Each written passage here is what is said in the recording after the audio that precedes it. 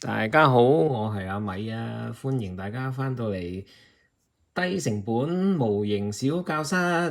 咁上一集咧都講過剪鉗嘅運用啦，咁今次咧就可以再補多少少，因為上次咧都係有俾圖大家講翻呢個band die 嘅 under 機設計嘅，咁呢個咧就有一個例子俾到大家啦。咁大家見到咧喺呢件件上邊咧。佢呢一度咧係一個普通嘅 gate，就係打橫伸出嚟嘅水口啦，喺件件嗰度。咁當我哋如果要剪走佢嘅時候咧，我哋首先咧就係要係啦，剪咗出嚟之後咧，我哋就用呢個單刃剪，我哋咧沿住佢喺邊可以再睇得清楚啲啦，沿住佢嚟喺度係啦。咁樣咧就剪走咗頭先突出嚟嘅水口啦。咁而家咧係有啲刮手嘅，咁樣咧呢個刮手咧就係我哋今堂主要講點樣去磨平水口啦。嗱，至於呢個喺底邊嗰度突出嚟嘅咧，就係我所講嗰個 under gauge 嘅設計啦。佢唔係就咁喺個板件嘅側邊伸出嚟，你見到咧佢係喺底邊嗰度伸出嚟嘅。所以我哋做呢個嘅時候咧，我哋要用三段剪嘅方法。三段剪嘅方法，第一剪咧就係用一個普通嘅剪鉗去將佢由嗰個 runner 度剪走咗出嚟啦。然後咧，我哋而家剪第二剪，就係貼住個板件去剪第二下。剪咗啦，齊咗啦，但係你打橫發現咧，其實佢就係突好多出嚟嘅。咁喺呢個情況之下咧，我哋咧就要用第三段剪。就係貼住呢個板件嘅底部呢條邊咧，去將呢粒突出嚟嘅去剪走佢啦。係啦，咁樣咧，我哋咧就剪走咗，剩翻一個咧唔係好覺眼嘅水口啦。我示範多一次啦嚇，呢個咧有第二個 under gauge 喺呢一度啦。咁我哋咧第一剪就剪走咗啦，第二剪貼住板件去剪，然後咧第三下三段剪咧就係貼住板件嘅底邊去將佢剪走咗，咁樣咧相對上平滑。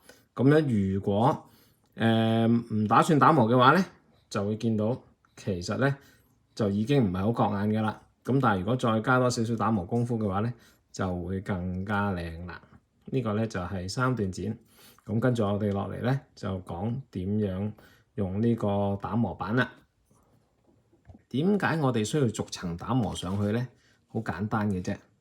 咁首先咧，因為舉個例，我而家用呢隻咧係我手上最粗糙嘅，叫做320。咁咧一路越磨咧就越幼啦。幼嘅意思咧，即係話佢喺同一個範圍入邊，究竟有幾多個沙粒？咁所以沙粒越密嘅時候，你打磨就自然會越幼細啦。如果佢沙粒好少嘅話，咁佢就會好粗糙啦。咁所以咧，我哋係由最粗糙，即係細號數嘅打磨板咧，去上到去最大號數嘅打磨板嘅。咁而我自己手上最大號數嘅打磨板咧，就去到1500嘅。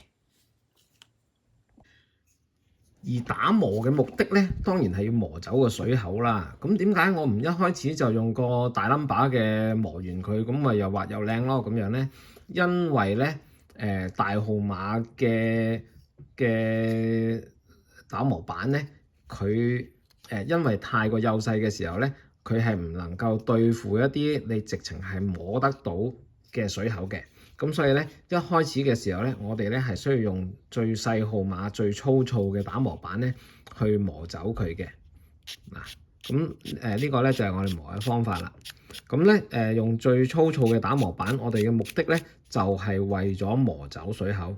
咁我哋磨幾下嘅時候咧，我哋再摸一摸嗰個水口有冇已經磨到手指 feel 唔到。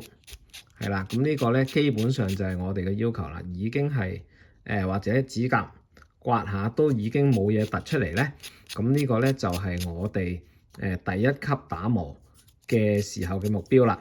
而我哋打磨完之後咧，嗱呢個係啤出嚟嘅邊啦，打磨完嘅邊咧，你見到咧已經係變咗粗糙磨砂咗嘅，因為咧佢係俾打磨板磨花咗啦已經。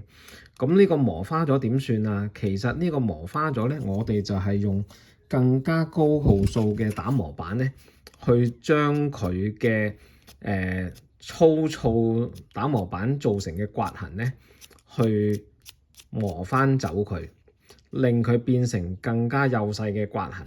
400號嘅時候咧，佢就已經成為一個更加幼細嘅刮痕。400號之後，我哋上到600號，600號打磨板。我自己咧就大概每個位置就打磨5至10下左右啦。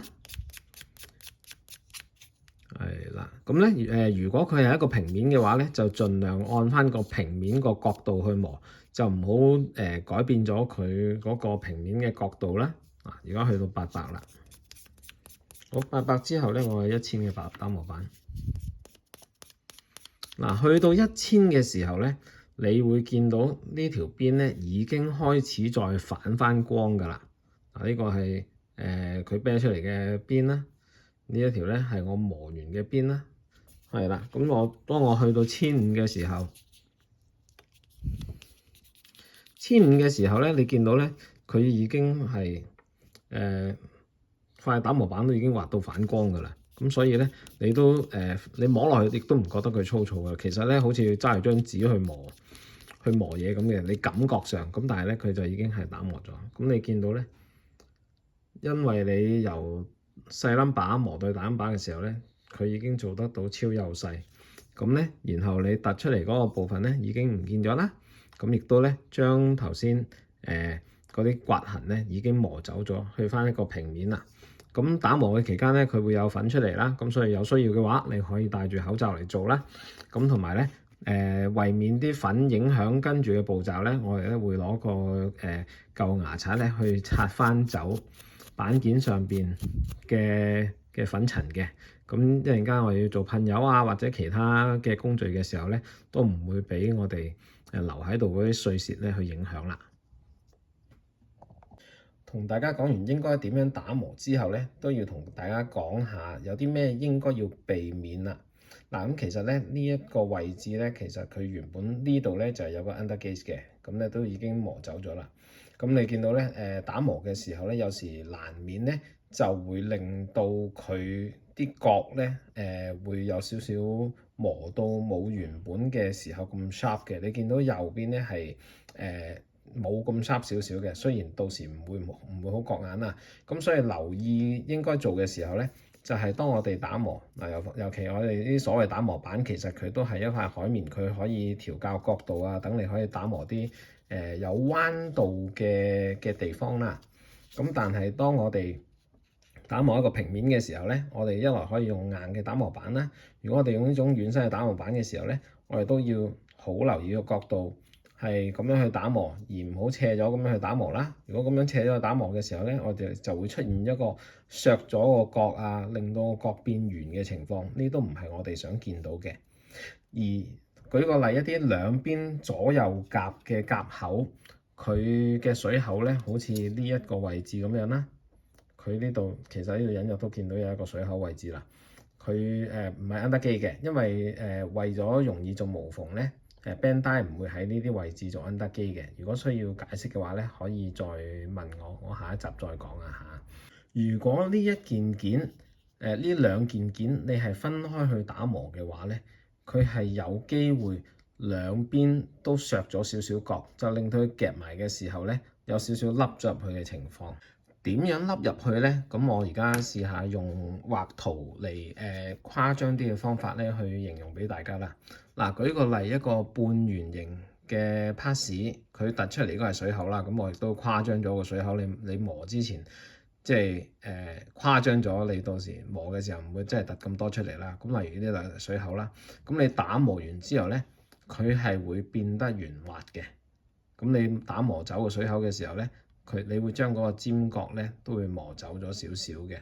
咁如果佢係一個左右夾嘅情況，你分開去打磨嘅時候，佢就成為兩件咁樣嘅件啦。所以當佢合埋嘅時候咧，呢度咧就會出現一個凹痕，你就會見到咧件凹咗入去。咁明明佢合埋一齊都唔係好想見到嗰條縫罅噶嘛。咁如果你分開去打磨咧，令到條痕凹咗入去咧，就好唔理想啦。